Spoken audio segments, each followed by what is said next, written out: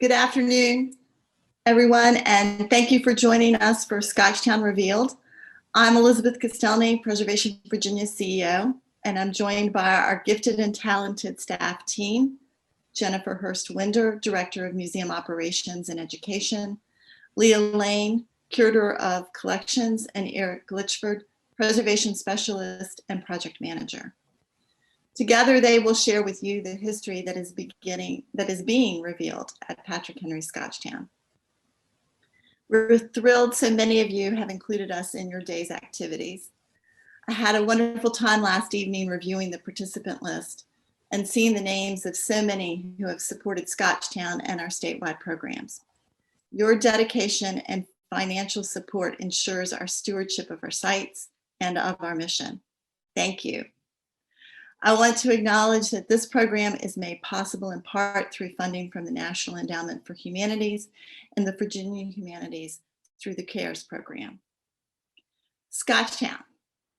The name immediately brings to mind the place where Patrick Henry made his home in the infant days of the Revolution. The history of this place is expansive, beginning with the occupation of the Monacan and the Manahoac nations. Later, Charles Chiswell claimed the land, and through the years, a house was built and expanded by the hands of enslaved craftsmen. The land was farmed by those workers and others who followed. Historic moments, large and small, including those that shaped Henry's opinions, the resolute action of people who persevered, and the quiet moments of family life occurred at this place, Scotchtown. Preservation Virginia's tenure at the site is short, considering the site's history, just 60 plus years. But our responsibility is considerable. Since acquiring Scotchtown in the 1950s, much has been accomplished by many dedicated people, and some of those people are you who are sitting out there listening to this program. Our base of knowledge has expanded and guided our interpretation and restoration efforts. But there's been a missing piece, a comprehensive plan. If there's one thing we know about history and historic sites, nothing is static. Our understanding changes and grows. An archaeological excavation unearths new evidence and artifacts. Immersion in our archive reveals new documents and new perspective. Connecting with descendants of the enslaved people at Scotchtown gives us a more comprehensive and complex understanding. A new and a welcomed addition to the collection provides an opportunity to reconsider a room's arrangement and perhaps its use. Even a search for original shingles reveals all sorts of forgotten materials hidden away in the walls. And from time to time, we need to step back and assess. Preservation Virginia is taking that bold step. In anticipation of 2026 and the 250th anniversary of America, and armed with decades of study, we've engaged Glavian Homes to facilitate a holistic planning process. A future master plan will outline a comprehensive approach to the landscape, structures, interpretation, community engagement, and marketing of Patrick Henry Scotchtown. We started that effort just before the pandemic with community and focus group meetings. We've submitted a grant to NEH to fund the planning process and hope to have positive news in the coming months. Look out for updates about how you can engage and support in this planning effort. But before I turn the screen over to Jen, I want to make a confession. Zoom has expanded our audience and allowed you to enjoy our programming without ever leaving your home. We love these connections, and webinars will remain part of the way we deliver our programs in the future. I know from looking at the list, we have a great many friends who are tuning in, and I regret that I can't speak to you individually, as well as greet new friends. I'm realistic. We need to be safe right now. But there is no way to convey virtually the experience that you have when you visit a historic site. The creak of the wooden floors underfoot, the sunshine flowing through a window casting a glow on the installation, the dampness of the morning that makes you feel history happened at this very spot, and you're now a part of it. So let's make a promise when spring arrives and the site reopens, we'll all meet and visit Scotchtown in person. I look forward to that day. And now it's my pleasure to introduce Jen Hurst Winder, Director of Museum Operations and Education.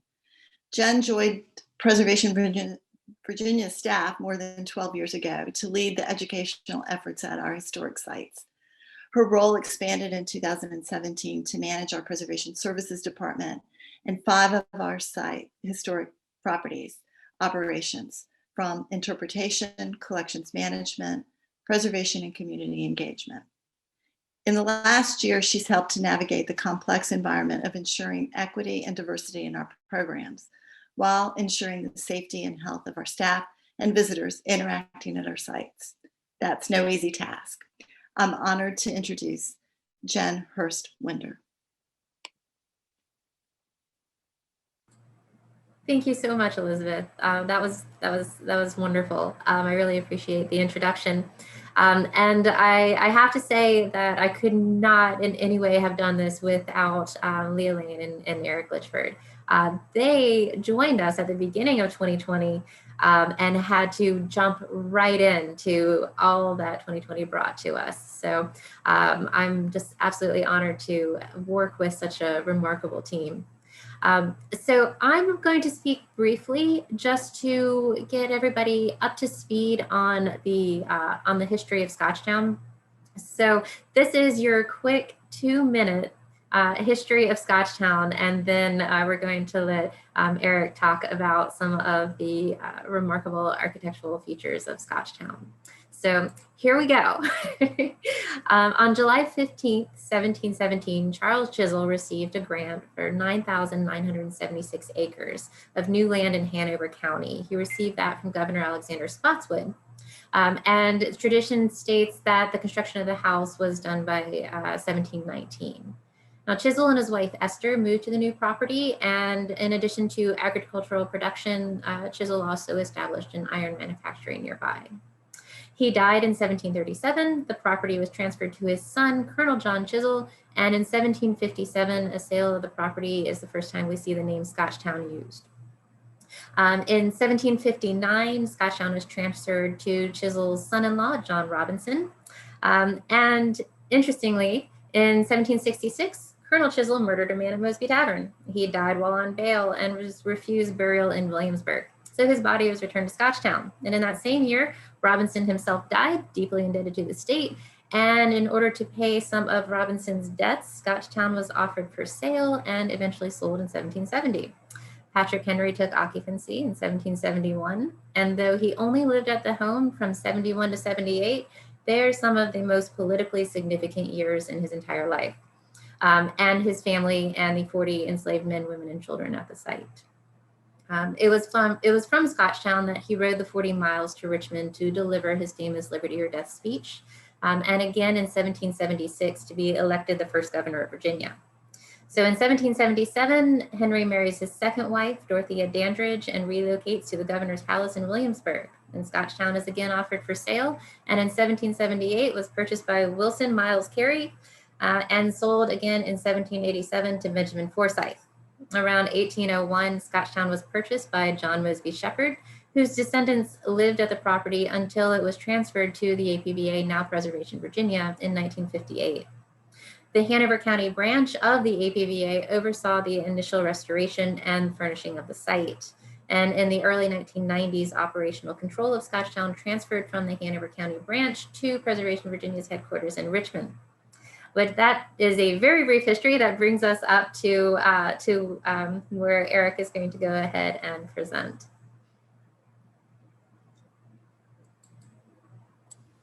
Thanks, Jen. I'm going to share my screen and pull up my presentation. Let's see.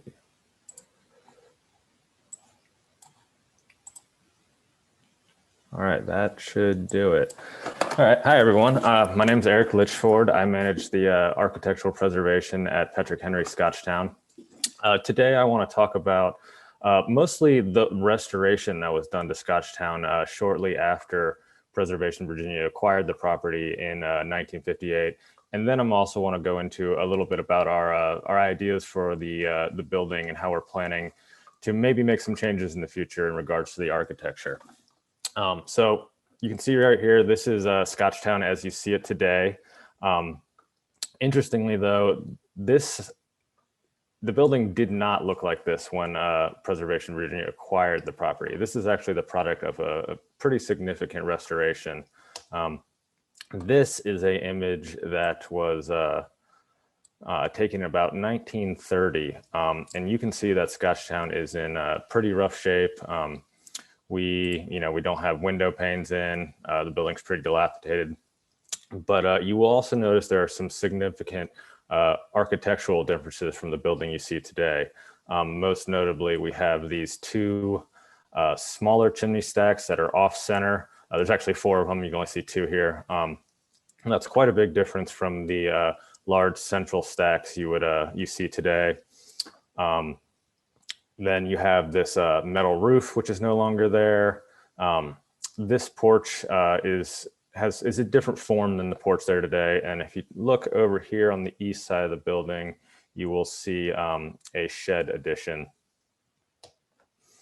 This is another view from the 1930s, but from the other angle. You can really see those 4 chimney stacks again, the metal roof, and then we have this shed addition in full view.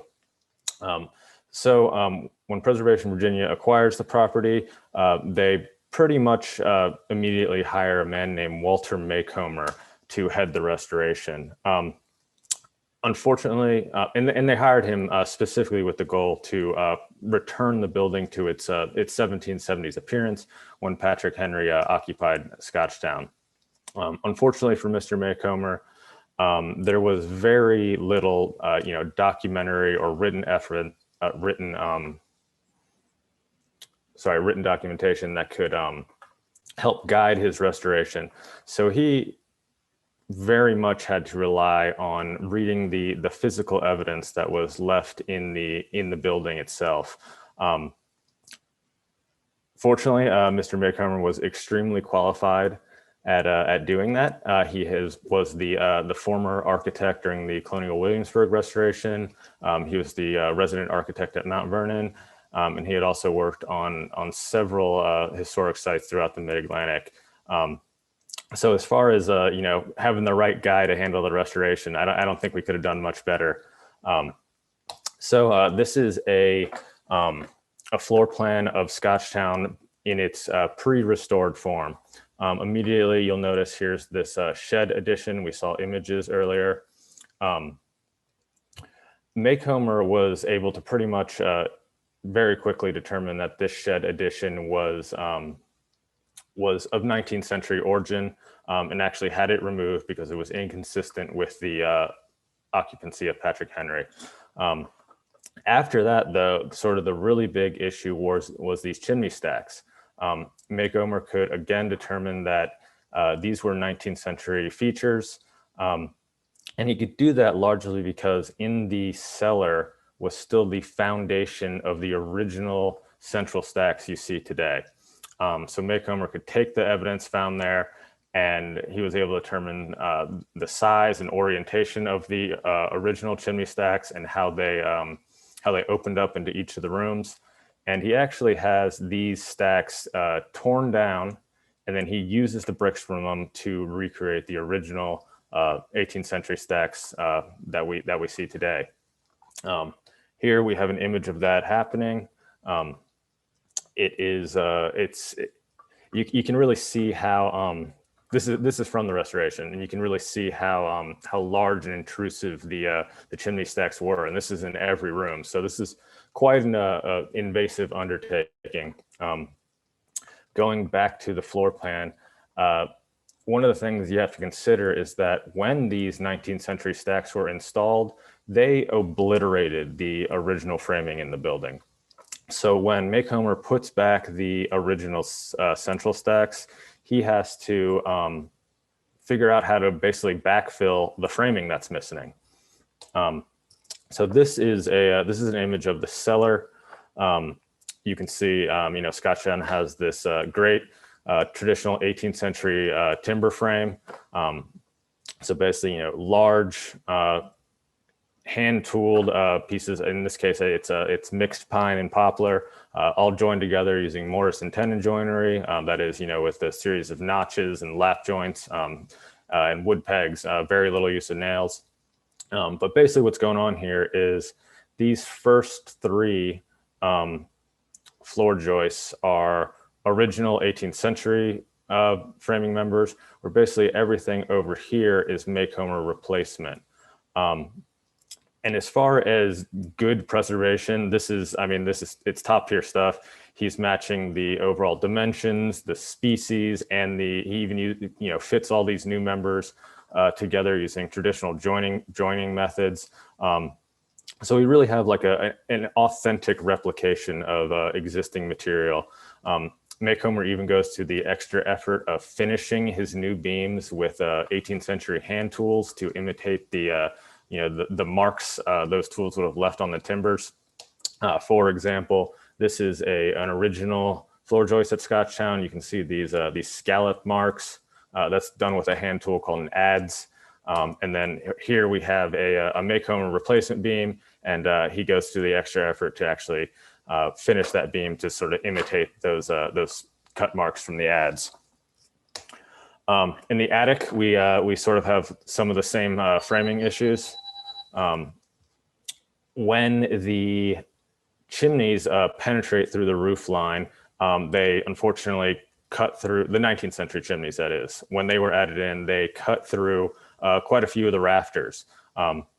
What we have here are two of the original rafters. You can see they're absolutely amazing. The great mortise and tenon joinery we have here and the wood pegs. But unfortunately, we were left with quite a few sets that were only half there. And in this instance, Macomber does some excellent preservation.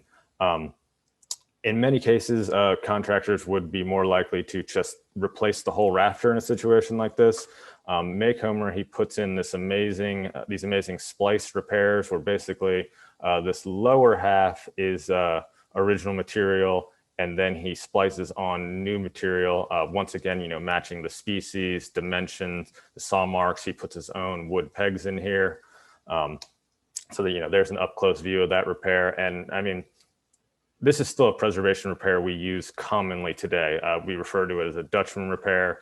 And it's really one of our go-to methods. So to see this type of repair executed so well in, the late 1950s, early 1960s, it's really fantastic stuff and definitely good preservation work.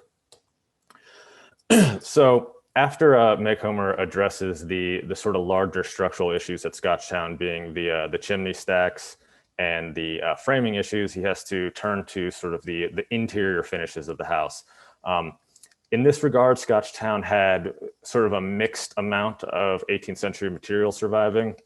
The rooms outlined in yellow are actually the rooms that have original floors at Scotchtown.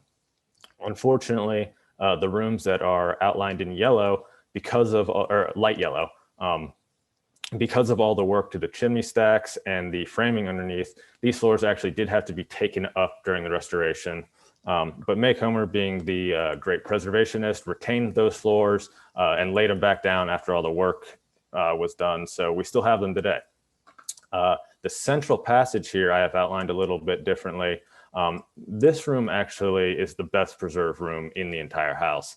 And that's largely because, there weren't any fireplaces to alter the framing configuration, and really left the room quite undisturbed.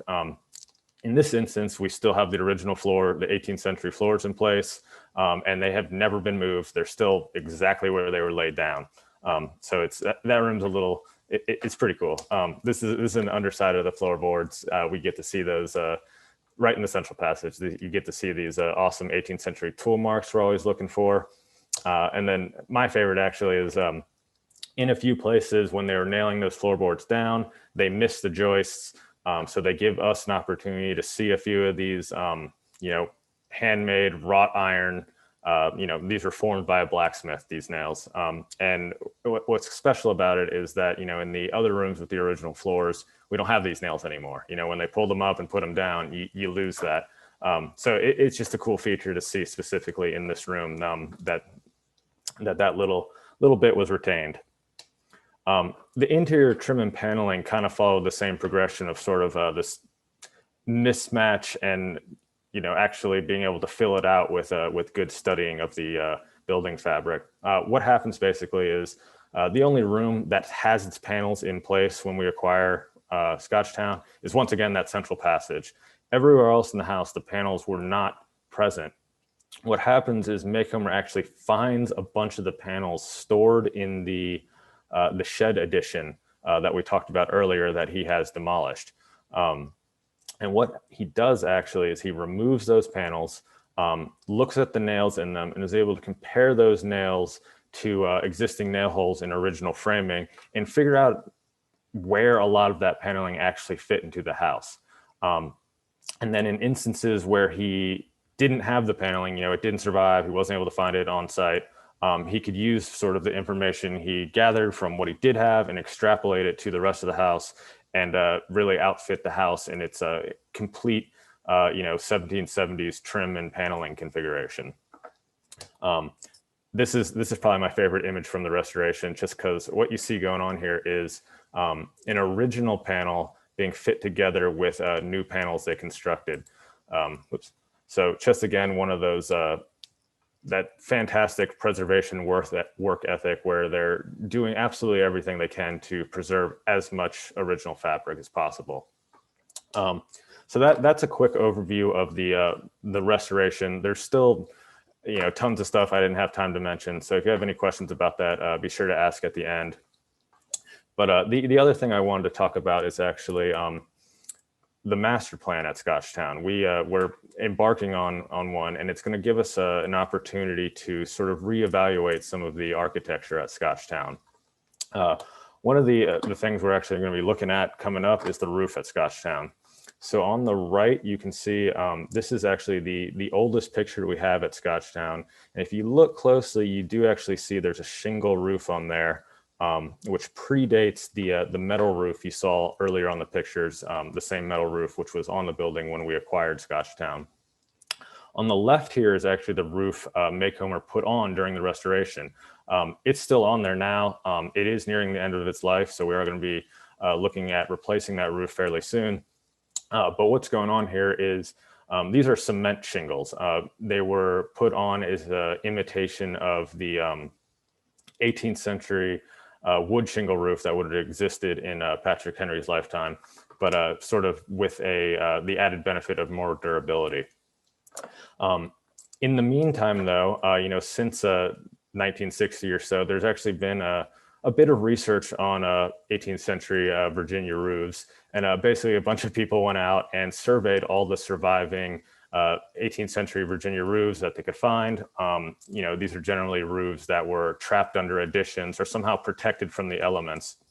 But once enough of those have been studied, what they found is most roofs from that time actually had round-ended shingles as opposed to these flat ones, these straight edge. Not all of them, but a very high percentage.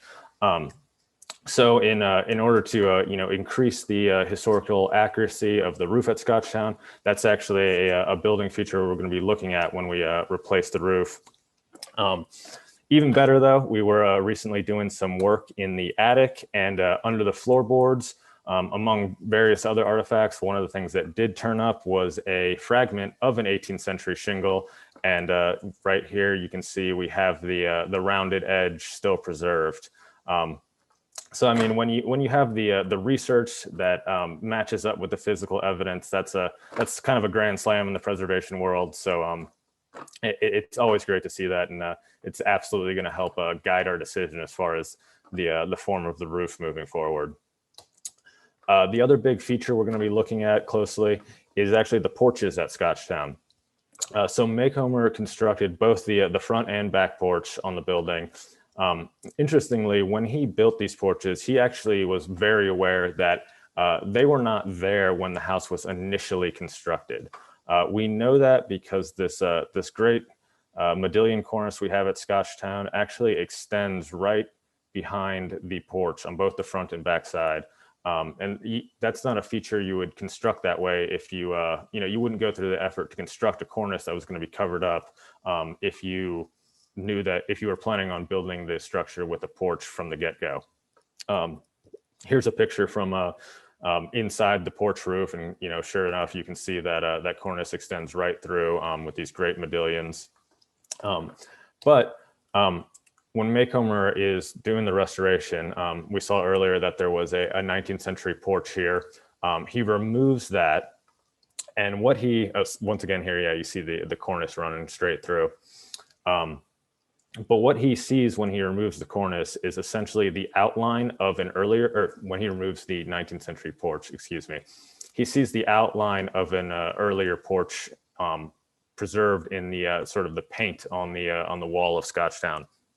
And what he sees is essentially, okay, I see that this cornice runs straight through. That tells me that there wasn't a porch here immediately, but sort of in this void, what he sees is a couple layers of paint, and then outside of the void, he sees many more.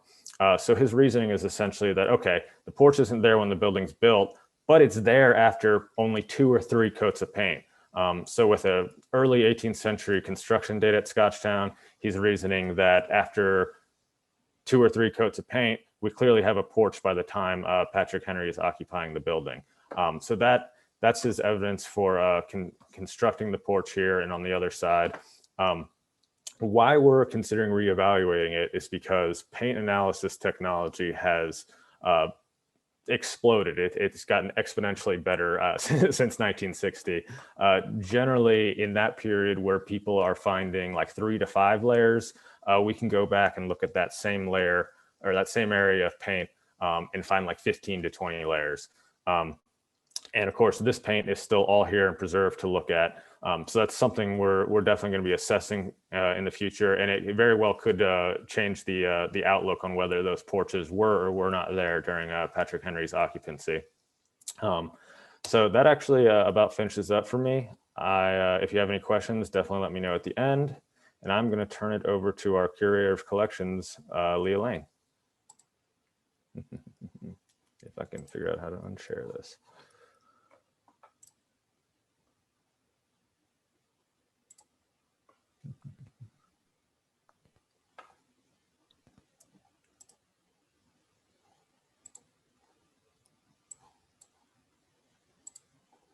Oopsies.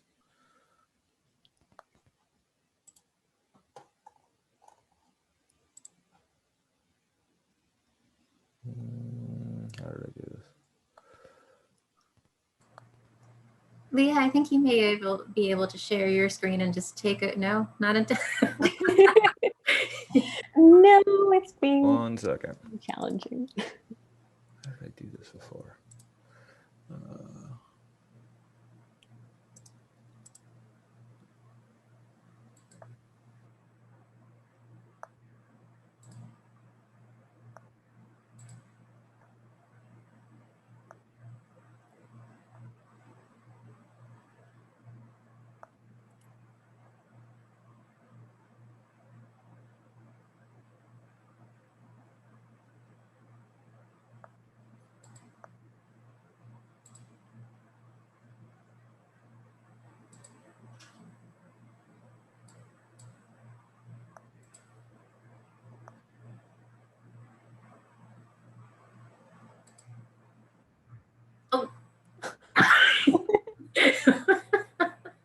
That's one way to do it.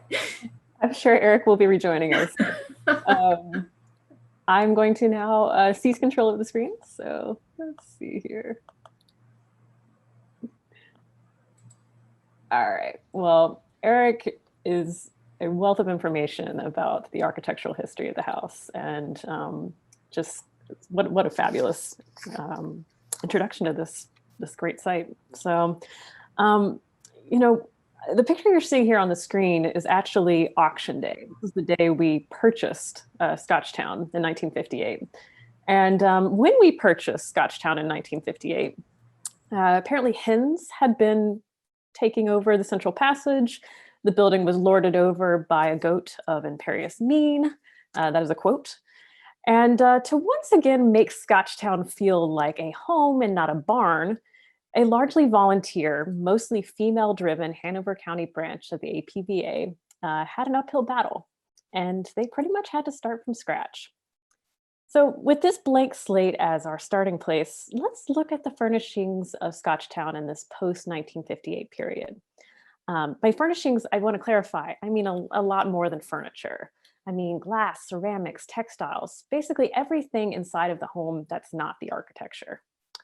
So once we do that, we're going to reconsider how we might re-envision those spaces, incorporating some new discoveries, research we've done, and make it part of this master planning process. So that emptiness of those freshly restored rooms that Eric has shown at Scotchtown was a really pressing issue for Scotchtown's early leadership. And it was the driving motivation of the early furnishing effort. Our archives are absolutely brimming with letters written by members of the branch in the late 1950s and into the 1960s. And these notes passionately pleaded the case for restoring Scotchtown, and then asked for support, both in money and in objects. They also ensured that articles showed up in local newspapers, like this one that was published in March 1961, that highlighted their lack of furniture. And the powerhouse women of the Hanover County branch asked for items appropriate to the 18th century, no later than 1800. They're very firm on that. And they especially wanted objects naturally with the Patrick Henry connection. And the community response was really extraordinary. And groups like the Daughters of the American Revolution actually sponsored entire rooms worth of furnishings.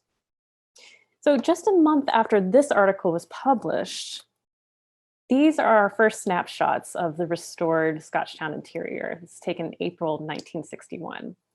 And it's a little heavy on those chairs and tables, but it's the beginning, it's the seed of the collection. Now, over the ensuing decade, the collection continued to grow, even after the space had kind of adequately been filled. These photographs show the ever-increasing density of things. And in 1973, just 12 years after those initial sparse photographs, the first calls went out to actually deaccession objects, which is a very healthy part of the museum life cycle. The curator at the time, Conover Hunt, noted that some of the furnishings were just too elaborate for a household of the period and the social standing of the Henry family in the 1770s. So this points to a particular phenomenon that was actually pretty common across historic sites that were furnished in the lead up to the bicentennial celebrations. And that's a tendency to fill them with objects that a revolutionary hero deserved, what they were worthy of, rather than necessarily what they had. And the word that's often used to describe Scotchtown in this time period was a shrine. Now, over the decades, we've made a conscious shift away from this hero on a plinth in a shrine approach, despite the fact that we do, in fact, have a bust of Patrick Henry on a plinth in our central passage. But in 2018, we refurnished one of the rooms that likely served as a bedchamber. It's on the north side of the house. And we'll go into that a little further in just a bit. So we don't want to, and we can't just pay homage to a single person who lived there. Rather, these interiors need to reflect all whose lives were entwined with Scotchtown in the 1770s, which is our period of interpretation. And it needs to reflect those who were enslaved by the Henrys, as well as the women who worked and lived there. And it's time for our interiors to better support that story. And with the development of the new master plan, we have an exciting opportunity to do just that. So let's go back to square one. The house, as it was newly degoted, perhaps on its way to the restored form that Eric has discussed with us. So how can we rebuild the interior material world that these people inhabited, in the 1771 to 1778 range? So I'm going to kind of walk us through about 5 different types of clues that we're kind of pulling on right now. So we're going to compare to similar sites, to general cultural trends at the time. We're going to look at architectural details, primary sources and descriptions, archaeology and architectural finds, as well as the surviving objects we do have. Now, unfortunately, we have very little specific information about Scotchtown's furnishings, but we can generalize by comparing the Henry family's economic situation and social status with those of their neighbors and other gentry level folks in Virginia. So Virginians in this period had access to a global trade network and a world of goods. You could get porcelain from China, metalwork and textiles from England, and sugar from plantations in the West Indies. These were all readily available should you have the money and the desire to purchase it. Now, the furniture tended to be relatively simple, an aesthetic we often call neat and plain, and it used locally abundant woods like walnut and yellow pine, although occasionally we do see imported mahogany, especially as the 18th century progresses. English furniture, as well as furniture bought secondhand, was also present in many homes. The Henry family at this point in their lives was what we sometimes consider as aspiring. They're living comfortably, but not to excess. Henry's fame was still very much on the rise, and his family was growing. There's a lot of change, a lot of stress afoot among this comfort. And the Henry family enslaved people in pursuit of this comfort, and enslaved labor was what produced many of the products that they consumed.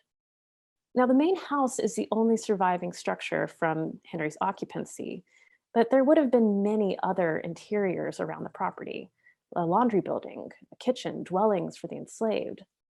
And although we don't have currently a reconstructed enslaved dwelling, we do have a reconstructed kitchen and the main house.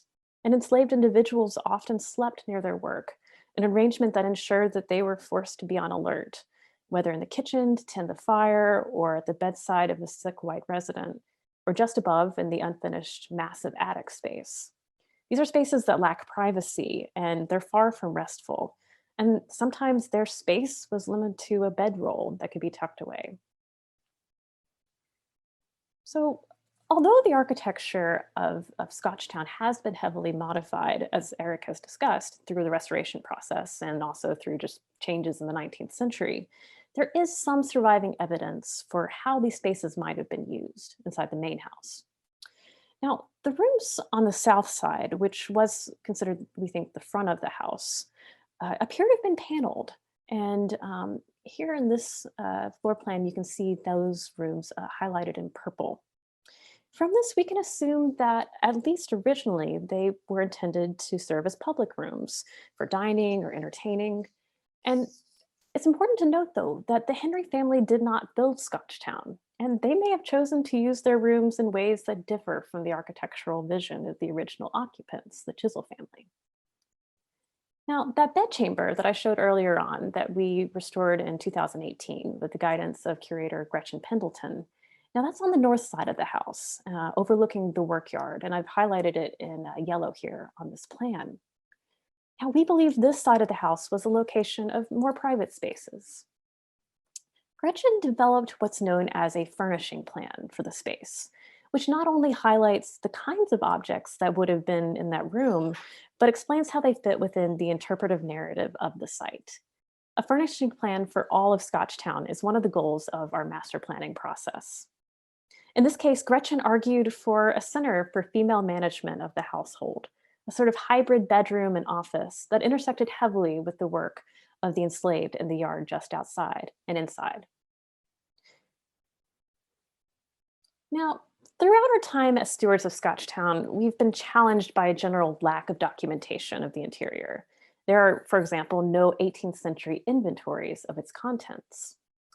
The only description of the Henry family's general living style comes from his brother-in-law, Samuel Meredith, who called his furnishings, quote, "of the plainest sort, consisting of necessaries only, nothing for show or for ornament." Now, this could actually be used to describe a lot of the objects made and used in Virginia in the 1770s. But I'm actually more intrigued by the next sentence that he follows this with.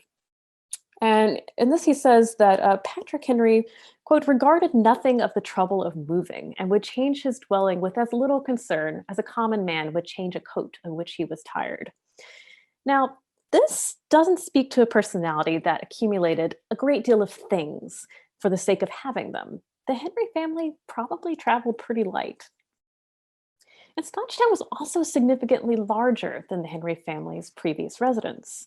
And I like to imagine how the expansive interior must have just awkwardly swallowed up all the furnishings that Patrick Henry and his wife Sarah brought when they moved in there.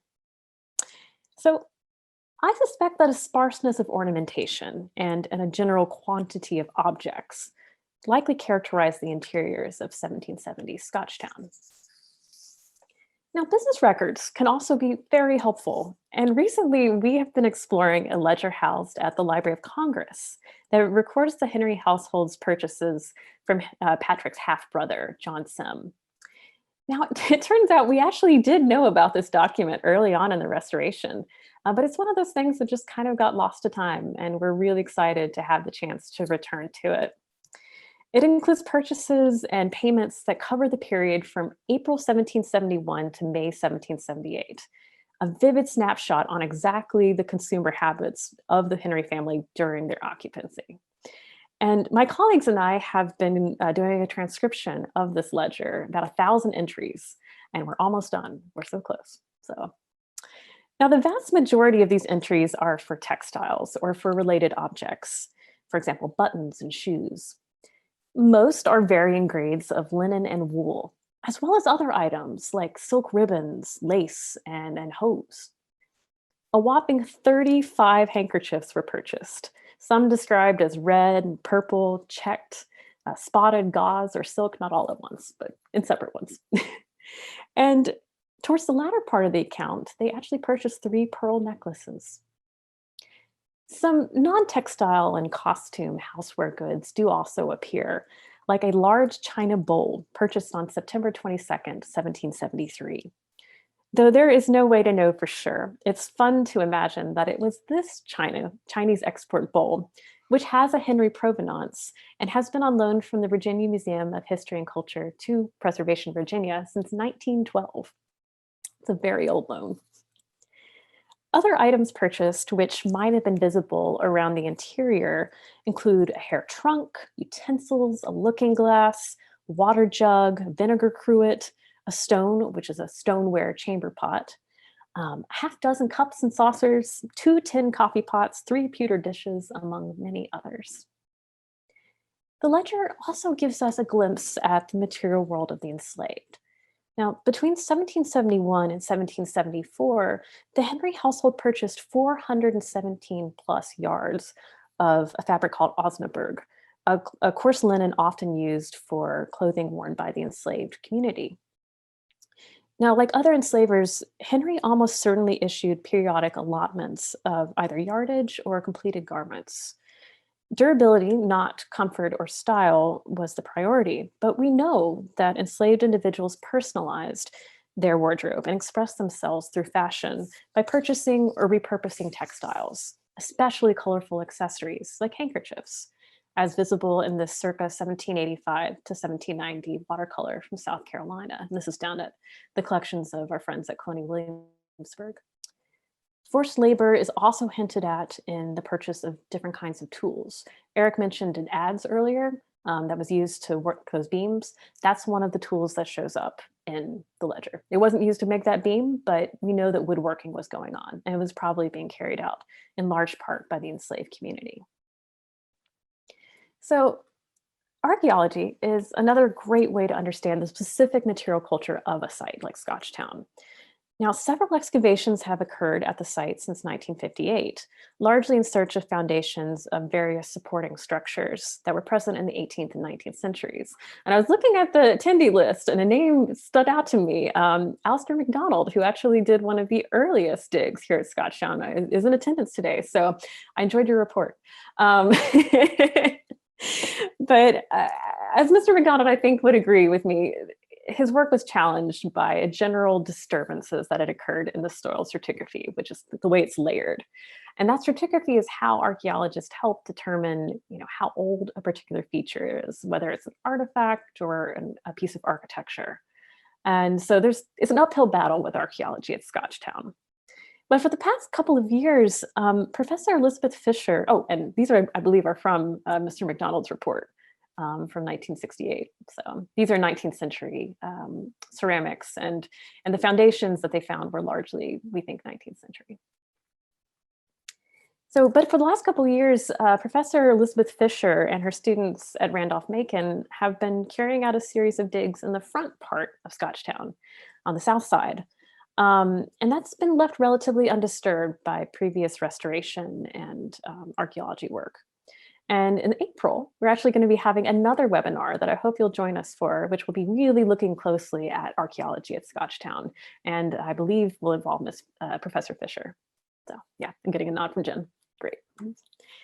So as we go forward, we hope to expand a little bit more of our scope of the archaeology, whether it's through actual digs or through technology like ground penetrating radar, so that better understand the scope of the buildings a little further away from the house.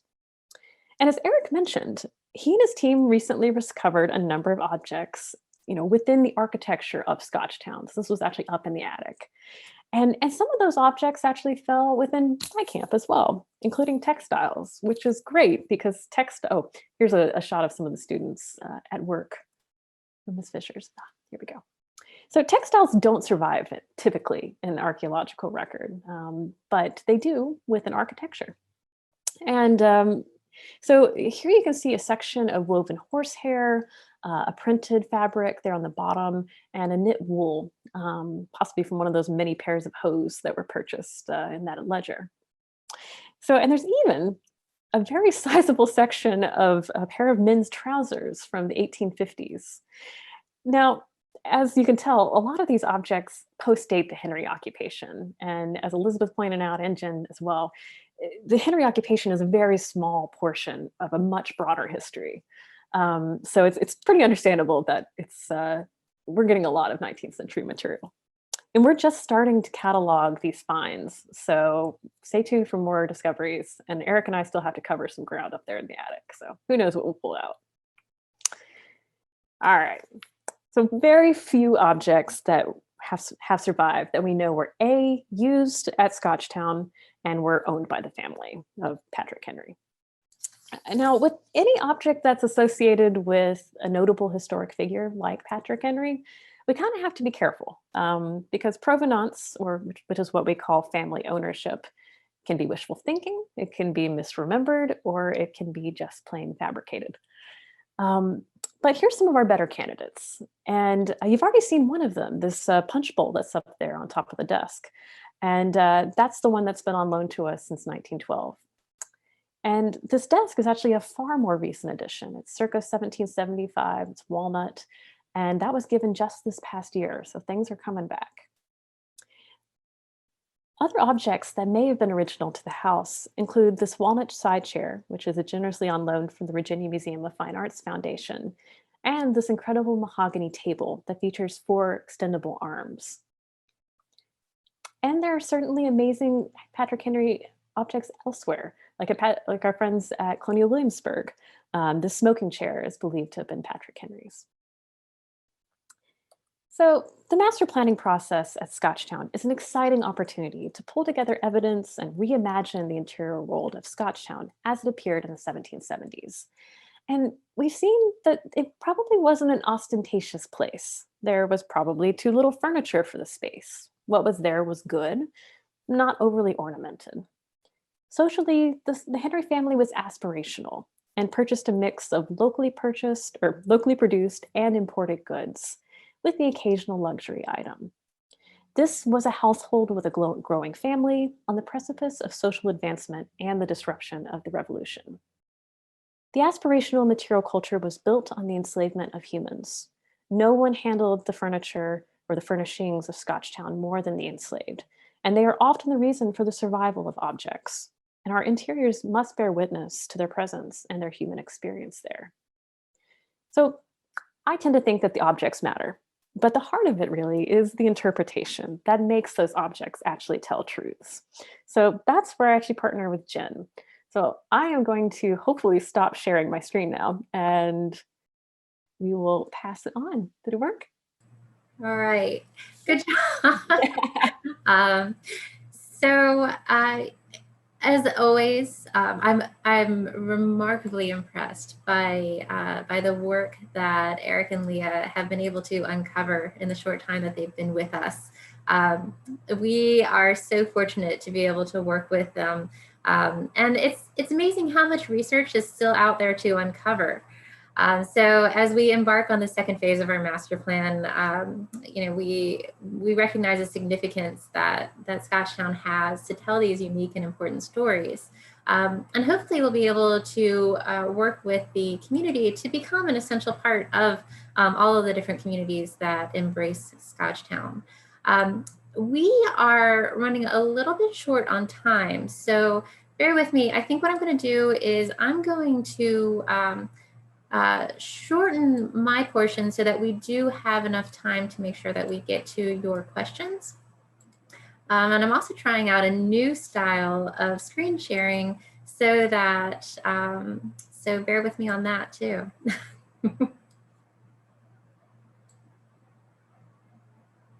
All right. Okay.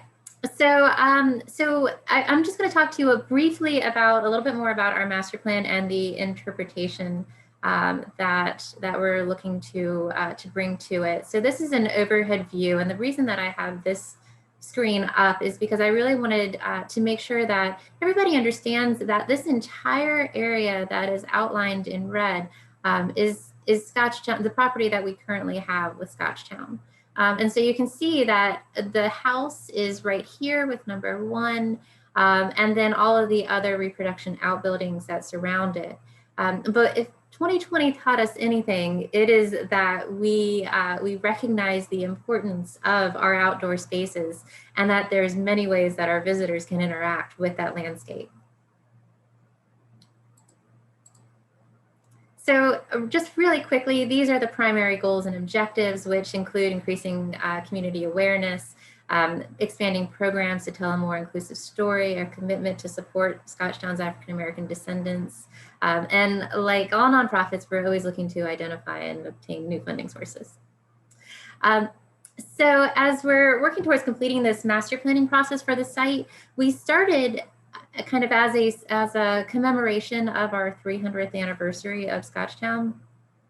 But we're getting ready to approach another really big anniversary. So on March 23rd, 2025, we'll commemorate 250 years since Patrick Henry left Scotchtown to make that 40-mile journey to St. John's Church to deliver the words that have immortalized him, "Give me liberty or give me death."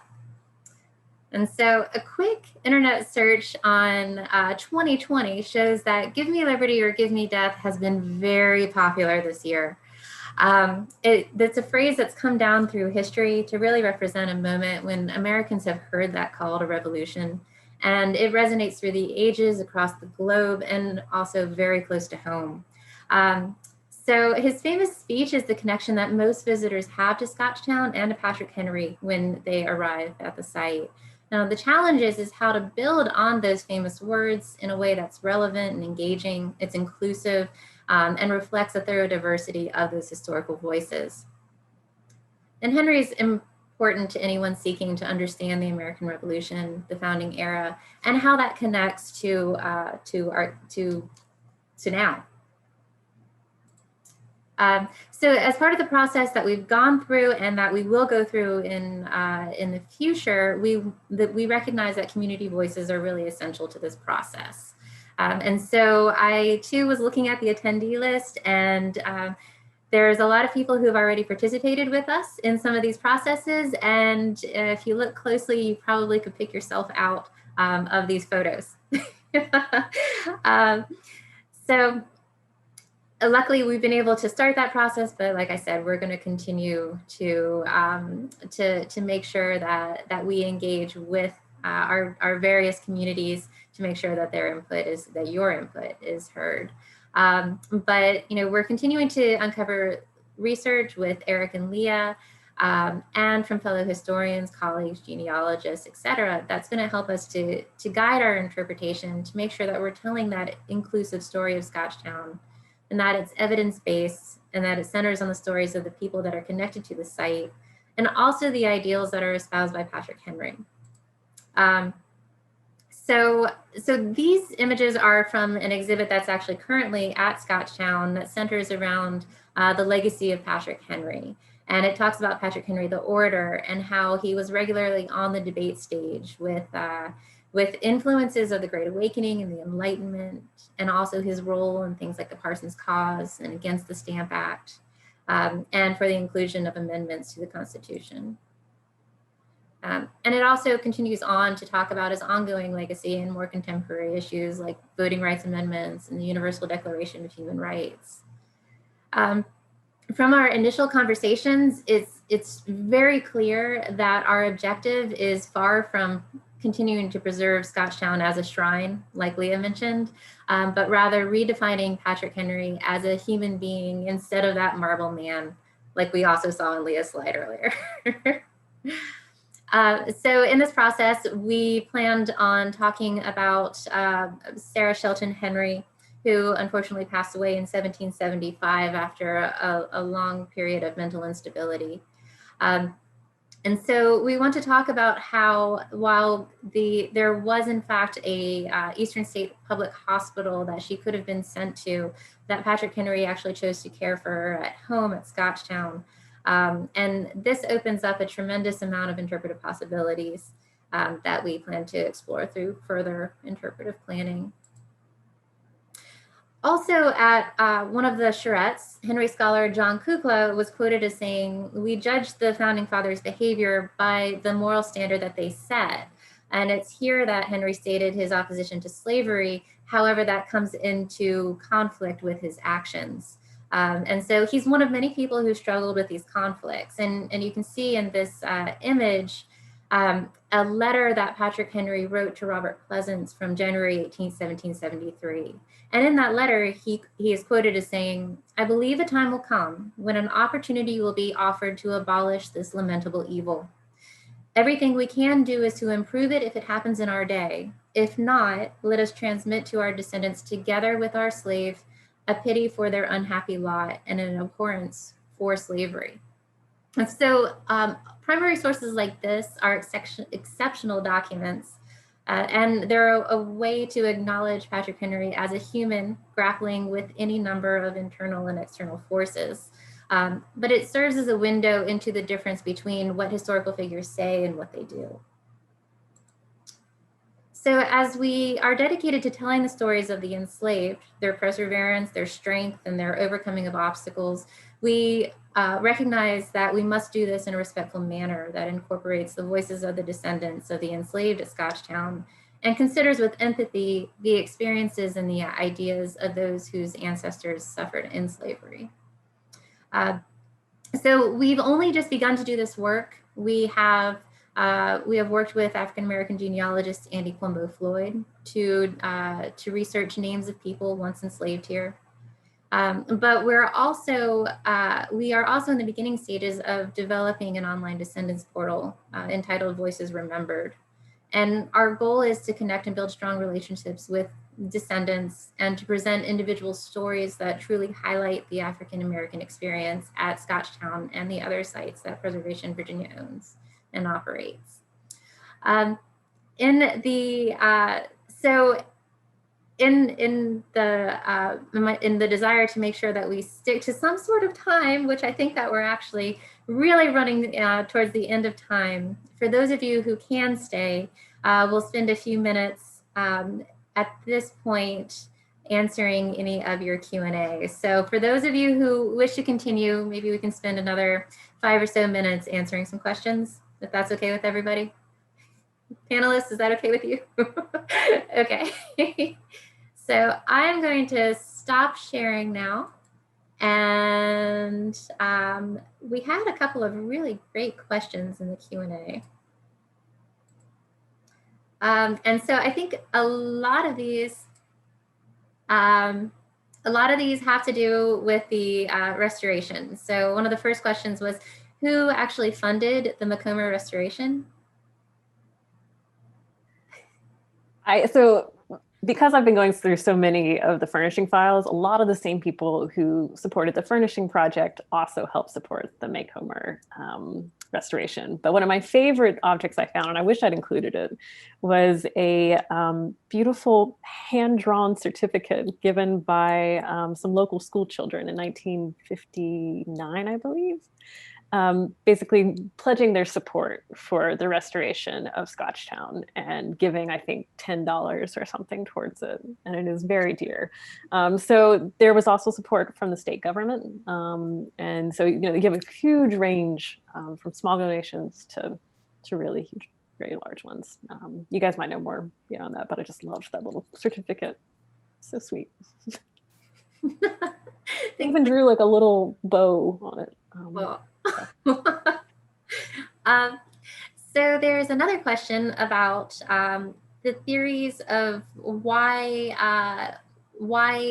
in the 19th century the original chimney stacks were changed, why the configuration was changed in the 19th century. Yeah, that's a really good question that I don't think there's a good answer for. I mean, one thing to consider is that flue design came a long way in the 19th century, and it made for more efficiently burning fires that were less smoky. So, one of the reasons could possibly be, just abandoning the an older system that didn't work as well. Thanks, Eric.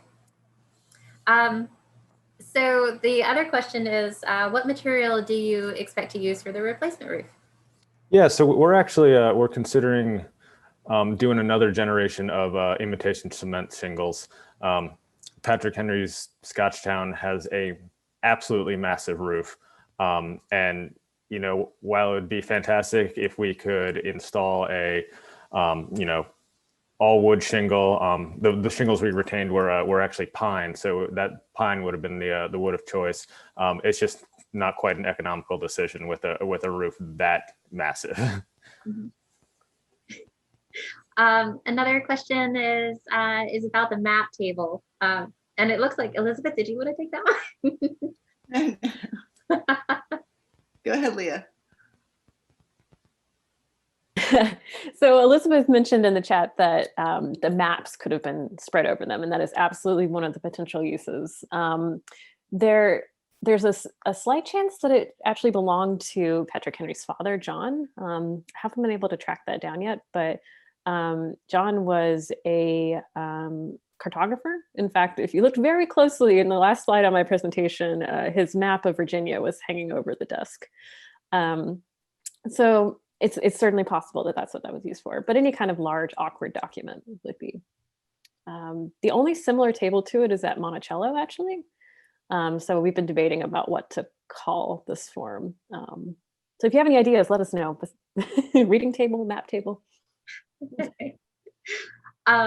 Okay, so two more quick questions, and I think they're both Eric questions. But one of them is, do we know where the records, the Macomber records, are for Scotchtown? Well, that's an interesting question because it appears that there were very little records. We actually have correspondence from people who worked at Scotchtown in the years ensuing the restoration, basically asking Macomber, hey, we don't have a final report on all this work, which has been troubling for generations and generations of preservationists. But what we do have is actually some letters in response to the employees of Scotchtown asking for reports where Macomber is doing some level of explanation of the work he's done. The rest is kind of pieced together through photographs and analysis of the physical fabric. So I think the last question we're going to ask is about the shutters. When did they come onto the house and when did they come off the house? The shutters are an interesting saga. So they don't make it. Leah, you've looked into this quite a bit, so correct me if I'm getting this wrong. It's kind of a back and forth thing where some people think they're original and some people don't. I think the end result is someone working at Scotchtown basically saying, look, this points to some evidence on them, says there's no way they can be 19th century. I think Macomber agrees with this person. And in the end decision was to remove them. We still have them though. They're up in the attic. There are folders labeled shutter controversy that are quite thick. Yeah, it's a big back and forth. Mhm. Well, those were really great questions, and as always, it's a real treat to work with Leah and Eric and Elizabeth, who's been here so long and is such a wealth of information as well. So as we're moving forward, we're continuing to research, and it's been a fun voyage thus far. I'll turn it back over to Elizabeth for some quick wrap-up words, and then that'll. Yes, well, thank you to everyone. Thank you for your patience with our technical difficulties and for running a bit long, but they're great questions and great interactions and great talent on our staff that's leading this master planning effort. They are supported by our dedicated site staff who year in and year out greet our guests and share this wonderful history. Please stay in touch. This is an exciting time, not just at Scotchtown, but I really believe for Preservation Virginia. We hope that you will become involved in the master planning process as we move that work forward, and come out and see later on this year when we install a new roof at Scotchtown and take on some of the preservation projects. If you aren't already, we hope you will consider becoming a member and supporting Preservation Virginia. Sign up for our alerts to stay in touch. Until we can meet at our sites again, look for additional programming, virtual programming that'll be coming out about Scotchtown, our other sites, and our work with African American Rosenwald schools and other statewide programming that we're doing. So until then, thank you for your participation and stay well. We'll see you next time. Thank you. Take care, y'all.